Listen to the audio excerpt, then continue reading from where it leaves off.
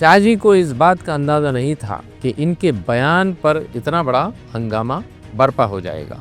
ان کی تقریر میں جن چیزوں پر کسی نے دھیان نہیں دیا وہ بابا صاحب امبیڈکر کے دو اہم باتیں تھیں۔ اس تجویز پر راضی ہونا ہندوستان کے مفادات کے خلاف ہے اور اس سے غداری ہوگی، اور میں ہندوستان کے وزیر قانون کی حیثیت سے ایسا کبھی نہیں کروں گا۔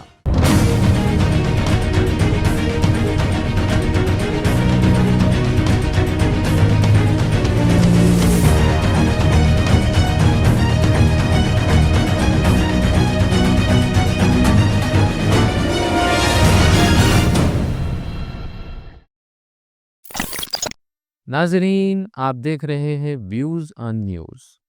آج ہم ایک الگ موضوع پہ گفتگو کریں گے، اور یہ موضوع دو حصوں میں یعنی دو قسطوں میں دیکھا جا سکتا ہے۔ گزشتہ دنوں امت شاہ نے راجیہ سبھا میں اپنا جارحانہ انداز اختیار کرتے ہوئے بابا صاحب کی توہین کی۔ امبیڈکر امبیڈکر امبیڈکر امبیڈکر امبیڈکر، اتنا نام اگر بھگوان کا لیتے تو 7 جنموں تک سورگ مل جاتا۔ ہمیں اندر نہیں جانے دیتے، اور اس کے بعد اب یہ تھوڑا سا اپنا پھر سے ڈسٹریکشن کرنے کی کوشش کریں۔ ریئلٹی ہے انہوں نے امبیڈکر جی کا اپمان کیا ہے، اس کی اپالوجی ہونی چاہیے اور ریسیگنائز کرنی چاہیے۔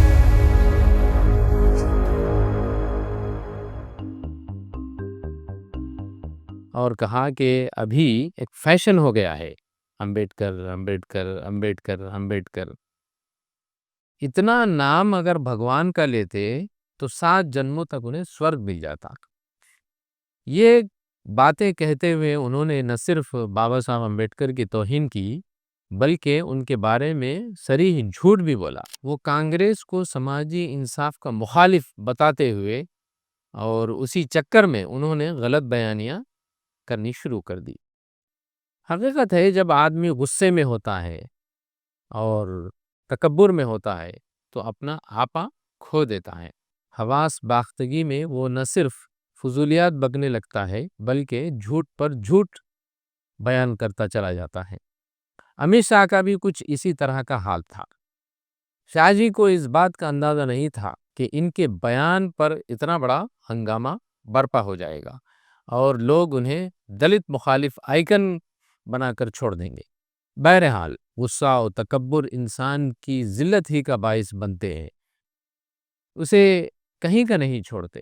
ان کی تقریر میں جن چیزوں پر کسی نے دھیان نہیں دیا وہ بابا صاحب امبیڈکر کے دو اہم باتیں تھیں جس کے بارے میں انہوں نے غلط بیانی سے کام لیا ہے، یعنی امت شاہ نے غلط بیانی کی اس بارے میں۔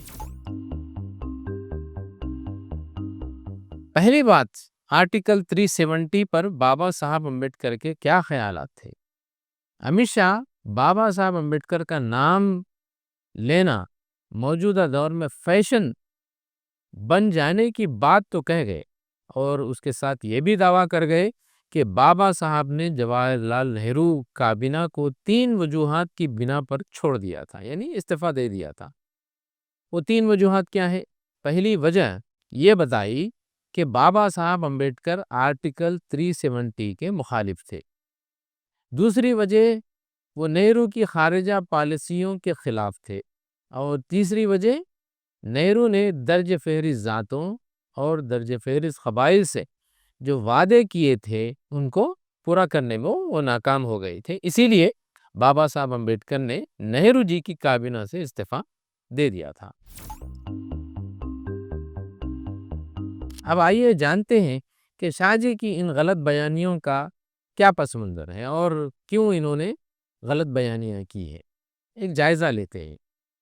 اب پہلے جھوٹ کو لے لیجئے، یہ کہ بابا صاحب دفعہ 370 کی یعنی آرٹیکل 370 کی مخالفت میں تھے، یہ بات سچائی سے کوسوں دور ہے۔ جب مودی سرکار نے 2019 میں جموں کشمیر کی آئینی خود مختاری کو ختم کر دیا، اسی وقت سے سنگھ پریوار یہ جھوٹ پھیلانے میں لگا ہوا ہے۔ اس وقت کے نائب صدر ایم وینکیا نائیڈو نے دی ہندو میں شائع ہونے والے ایک آرٹیکل میں بابا صاحب کے جعلی اقتباس یعنی کوٹیشن کا حوالہ دیا ہے، یعنی کوٹیشن کا استعمال کیا ہے۔ وینکیا نائیڈو نے اپنے آرٹیکل میں لکھا ہے کہ میں یہ اقتباس ایس این بسی کی کتاب doctor B R Ambedkar framing Indian constitution سے لیا ہے، جس میں کشمیری لیڈر شیخ عبداللہ اور بابا صاحب امبیڈکر کے درمیان کشمیر سے متعلق ہونے والی بات چیت کا حوالہ دیا گیا تھا، جس میں آرٹیکل 370 ہٹانے کو سماجی انصاف کے مترادف قرار دیا گیا تھا۔ وینکیا نائیڈو کے مطابق کتاب کا اقتباس کچھ اس طرح ہے: بابا صاحب امبیڈکر نے شیخ عبداللہ سے کہا کہ عبداللہ، آپ چاہتے ہیں کہ بھارت کشمیر کا دفاع کرے، آپ کی سرحدوں کی حفاظت کرے، وہ آپ کے علاقے میں سڑکیں بنائے، آپ کو اناج فراہم کرے اور ساتھ ہی کشمیر کو ہندوستان کے برابر کا درجہ ملے، لیکن آپ یہ نہیں چاہتے کہ ہندوستان اور ہندوستان کے کسی شہری کو کشمیر میں کوئی حق حاصل ہو اور ہندوستانی حکومت کے پاس صرف محدود اختیارات ہوں۔ اس تجویز پر راضی ہونا ہندوستان کے مفادات کے خلاف ہے اور اس سے غداری ہوگی، اور میں ہندوستان کے وزیر قانون کی حیثیت سے ایسا کبھی نہیں کروں گا۔ میں اپنے ملک کے مفادات سے غداری نہیں کر سکتا۔ اب اس پورے اقتباس کو حقیقت کی نگاہ سے دیکھتے ہیں، حقیقت کی نظر سے دیکھتے ہیں، کیا واقعی بابا صاحب نے یہ باتیں کہی تھی؟ دی وائر کی جانب سے اس اقتباس کی جانچ کی گئی تو پتہ چلا کہ یہ اقتباس اصل میں RSS لیڈر بلراج مدھوک کے لکھے ہوئے مضمون کا ہے، جو آرگنائزر میں شائع ہوا تھا۔ یہ آرگنائزر کیا ہے؟ RSS کا ایک ماؤتھ پیس ہے۔ بسی نے دی وائر کو بتایا کہ جس اقتباس کا نائیڈو جی نے حوالہ دیا ہے وہ میری کتاب کی جلد 4 اور صفحے نمبر 472 میں مذکور ہے۔ میں نے اسے ایک انجینئر HR بھوسا کے آرٹیکل 370 پرامن جموں کشمیر ریاست کی تشکیل میں ڈاکٹر BR امبیڈکر کا کردار کے عنوان سے یہ مضمون 20 فروری 2023 کو دلت ویژن میں شائع ہوا تھا، اس سے لیا ہے۔ بسی نے کہا کہ بھوسا نے بھی یہ اقتباس 14 نومبر 2004 کے دیپاولی ایڈیشن میں RSS کے ماؤتھ پیس آرگنائزر میں شائع ہونے والے بلراج مدھوک کے مضمون سے لیا گیا ہے۔ بلراج مدھوک ایک ہندو قوم پرست نظریے کے حامل تھے، جس طرح اس وقت کے تمام ہندو قوم پرست ہوا کرتے ہیں، اور یہ سارے آرٹیکل 370 کے سخت مخالف بھی ہوتے تھے۔ یہی وجہ ہے کہ ان کے لکھے گئے مضمون میں اس کی جھلک صاف نظر آتی ہے، ان کے ذہن میں سیاسی ایجنڈا صاف نظر آتا ہے۔ اسی جھوٹ کو اس وقت کے پارلیمانی امور کے وزیر ارجن رام میگھوال نے بھی 20 اگست 2019 کے انڈین ایکسپریس میں پروسا۔ اب آپ حقیقت سے آشکار ہو گئے ہوں گے کہ بابا صاحب امبیڈکر آرٹیکل 370 کے مخالف تھے یا نہیں تھے۔ اس کے برعکس بابا صاحب امبیڈکر نے 1950 میں پارلیمنٹ میں کہا تھا کہ حکومت ہند کشمیر کو فوجی الاٹمنٹ سے نبٹنا چاہ رہی ہے۔ استصواب عامہ کا طریقہ دنیا کے لیے نیا نہیں ہے۔ استصواب عامہ کے ذریعے اس قسم کے مسائل کو حل کرنے کی نظیریں اس وقت بھی موجود ہیں۔ یہ بابا صاحب کے الفاظ ہیں۔ ان نظیروں کو دیکھنے کے لیے ہمیں ماضی میں بہت دور جانے کی ضرورت بھی نہیں ہے۔ مجھے اچھی طرح یاد ہے کہ پہلی جنگ عظیم کے بعد استصواب عامہ کے ذریعے 2 مسائل کو حل کیا گیا تھا، ایک اپر سلیسیا کا مسئلہ اور دوسرا السیس لورین کا مسئلہ۔ ان دونوں مسائل کو استصواب عامہ کے ذریعے طے کیا گیا تھا، اور مجھے یقین ہے کہ محترم دوست سری گوپال سوامی آینگر، جو اس وقت کشمیر امور کے وزیر انچارج ہیں، اپنی سمجھداری، حکمت عملی اور بردباری کے ساتھ اس مسئلے کو حل کریں گے، اور وہ یہ بات کو ضرور جانتے ہوں گے کہ استصواب عامہ کے ذریعے بھی مسئلے کو حل کیا جا سکتا ہے۔ کیا ہمارے لیے یہ ممکن نہیں ہے کہ ہم لیگ آف نیشنز کی جانب سے اپر سلیسیا اور السیس نورین پر اختیار کیے گئے لاہے عمل سے کچھ سیکھیں، جس سے ہم اچھے طور پر کشمیر کے تنازع کو حل کرنے کے لیے استعمال کر سکتے ہیں اور اس معاملے کو جلد حل کر سکتے ہیں تاکہ ہم 50 کروڑ روپے جاری کر سکیں اور اسے اپنی عوام کی بھلائی کے لیے استعمال کر سکیں۔ یہ تھا بابا صاحب کا موقف آرٹیکل 370 پر۔ 1951 میں بابا صاحب امبیڈکر نے استصواب عامہ پر زور دیا تھا، جیسا کہ 1951 میں شیڈیولڈ کاسٹ فیڈریشن کے انتخابی منشور میں صاف طور پر دیکھا جا سکتا ہے، جس میں بابا صاحب نے لکھا تھا کہ مسئلہ کشمیر پر کانگریس حکومت کی طرف سے اختیار کردہ پالیسی شیڈیولڈ کاسٹ فیڈریشن کو قابل قبول نہیں ہے۔ اگر یہی پالیسی جاری رہی تو ہندوستان اور پاکستان کے درمیان دائمی دشمنی قائم ہو جائے گی اور دونوں ممالک کے درمیان جنگ کا امکان پیدا ہو جائے گا۔ شیڈیولڈ کاسٹ فیڈریشن کا خیال ہے کہ دونوں ممالک کی بھلائی اسی میں ہے کہ وہ اچھے دوست اور پڑوسی بن کر رہیں۔ اس مقصد کو حاصل کرنے کے لیے پاکستان کی پالیسی کو دو پہلوؤں پر توجہ دینی چاہیے اور دو پہلوؤں پر ہونی چاہیے۔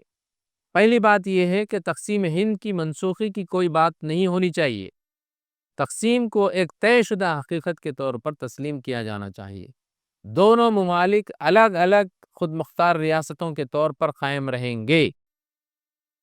اور دوسری بات یہ کہ کشمیر کی تقسیم کر دی جائے۔ پاکستان کے حصے میں مسلم اکثریتی علاقے وادی میں رہنے والے کشمیریوں کی خواہشات کے مطابق اور غیر مسلم علاقے جو جموں اور لداخ پر مشتمل ہیں ہندوستان کو دے دی جائیں۔ یہ بابا صاحب کے الفاظ ہیں۔ 27 اکتوبر 1951 کو جلندھر میں ایک پریس کانفرنس منعقد ہوئی جس میں بابا صاحب امبیڈکر نے شرکت کی۔ اس وقت کشمیر سے متعلق بابا صاحب سے سوال کیا گیا تو بابا صاحب نے کہا کہ مجھے ڈر ہے کہ جموں کشمیر میں رائے شماری کرائی جائے گی تو بھارت کے خلاف ہو سکتی ہے۔ جموں اور لداخ کی ہندو اور بدھ آبادی کو پاکستان جانے سے روکنے کے لیے جموں، لداخ و کشمیر میں زونل سطح پر رائے شماری کرائی جائے۔ بابا صاحب اپنے ایک مضمون میں اسی نقطے کو دہراتے ہوئے بتاتے ہیں کہ انہوں نے زونل رائے شماری کو کیوں ترجیح دی ہے۔ وہ کہتے ہیں کہ ہمارا زیادہ تر وقت پاکستان کے ساتھ اسی مسئلے پر لڑنے میں صرف ہو رہا ہے کہ کون حق پر ہے، کون حق بات کہہ رہا ہے اور کون غلطی پر ہے۔ میرے نزدیک اصل مسئلہ یہ نہیں ہے کہ کون حق بات کہہ رہا ہے، کون غلطی پر ہے، بلکہ یہ ہے کہ حق کیا ہے، اس کو جاننا چاہیے۔ اسی کو بنیاد بناتے ہوئے میرا خیال ہمیشہ سے یہی رہا ہے کہ صحیح حل کشمیر کی تقسیم ہی ہے۔ ہندو اور بدھ مت ماننے والوں کا حصہ ہندوستان کو اور مسلمانوں کی آبادی کا حصہ پاکستان کو دے دیا جائے، جیسا کہ ہم نے ہندوستان کی تقسیم کے معاملے میں کیا تھا۔ ہمیں کشمیر کے مسلم حصے سے کوئی سروکار نہیں ہے۔ یہ کشمیر اور پاکستان کے مسلمانوں کا معاملہ ہے۔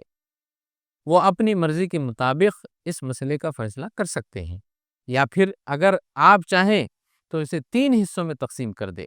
ایک حصہ جنگ بندی والا زون، دوسرا حصہ وادی کا اور تیسرا جموں لداخ کا خطہ، اور صرف وادی میں استصواب عامہ کرایا جائے۔